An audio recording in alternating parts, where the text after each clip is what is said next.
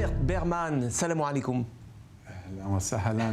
Vous êtes l'auteur de cet excellent dictionnaire d'expressions palestiniennes, plus de 1800 idiomes traduits en hébreu ou en anglais. D'ailleurs, vous avez amené votre ouvrage en anglais également. Alors, rassurez-nous, Robert Berman, d'abord, c'est un livre qui ne s'adresse pas uniquement aux arabisants.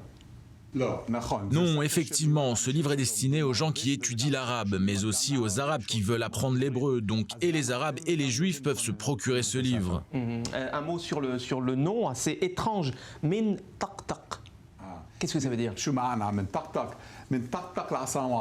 C'est une expression en arabe qui dit « je veux savoir tout dans les moindres détails, du début à la fin ». Votre ami est arrivé chez vous hier à 11 h du soir. Je veux entendre toute l'histoire, savoir tout ce qui s'est passé entre vous, depuis le toc-toc à la porte à son au revoir, du moment où elle est arrivée jusqu'à son départ de chez vous.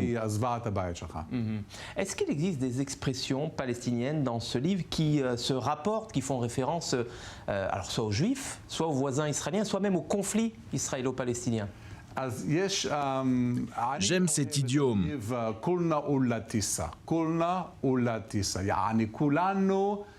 Nous avons tous été des fœtus dans le ventre de nos mères pendant 9 mois, ce qui veut dire nous sommes tous des êtres humains. J'étais à Talpiot au garage pour faire réparer ma voiture et j'ai voulu négocier le prix. Il y avait 2 frères arabes qui me demandaient beaucoup d'argent. Je leur ai dit, mes amis, nous sommes tous des êtres humains. Aide-moi, mon frère. Ils ont ri. Ils étaient surpris que quelqu'un connaisse et comprenne leur culture au point d'utiliser cette expression. Je n'ai pas obtenu de réduction. Mais au moins, ça a rendu la conversation agréable. La pression est tombée et c'est le plus important. Nous ressentons que nous sommes frères. Ils n'ont pas l'impression de recevoir un ordre. Est-ce que, quand on parle du dialecte palestinien, on parle plus largement du dialecte syro-palestinien, du Levant. Est-ce que ces expressions sont des expressions qui sont utilisées uniquement dans cette terre géographique d'Israël et des territoires palestiniens, ou est-ce que ça va bien au-delà? Je vais vous raconter une histoire amusante. Il y a un idiome en arabe qu'on utilise ici et aussi au Liban. Si l'on veut dire que le délai est dépassé, on arrête les frais, stop, on n'a plus le temps, on dit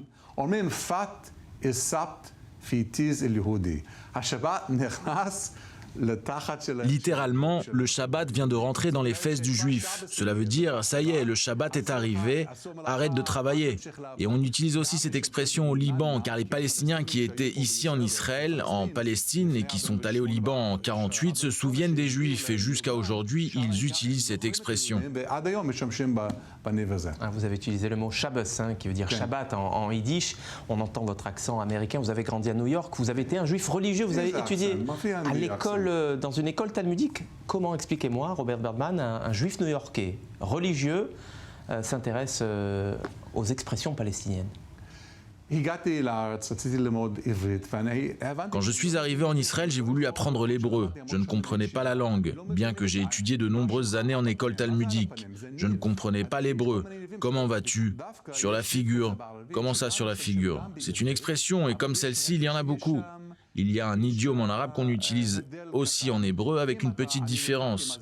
Si je discute avec une personne arabe de politique et qu'il me répond,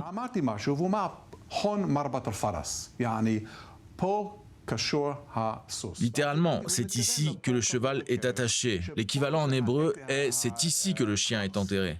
Ce qui veut dire « c'est le cœur de l'affaire ». Donc oui, il y a une petite différence, mais l'idée est la même.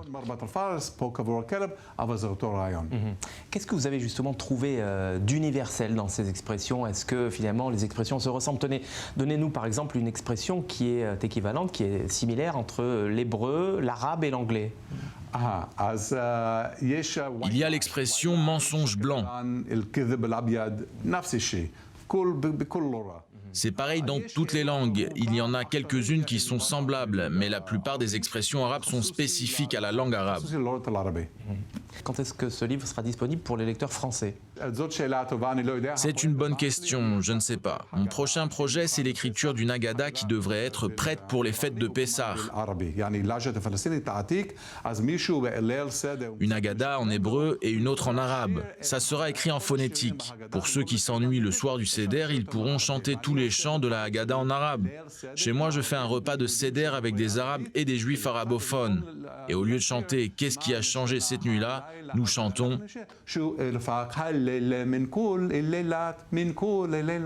Robert Berman, merci pour cette interview Nous-Nous, 50-50 en hébreu et en arabe. Ça s'appelle Min Tak Tak, le dictionnaire des expressions palestiniennes.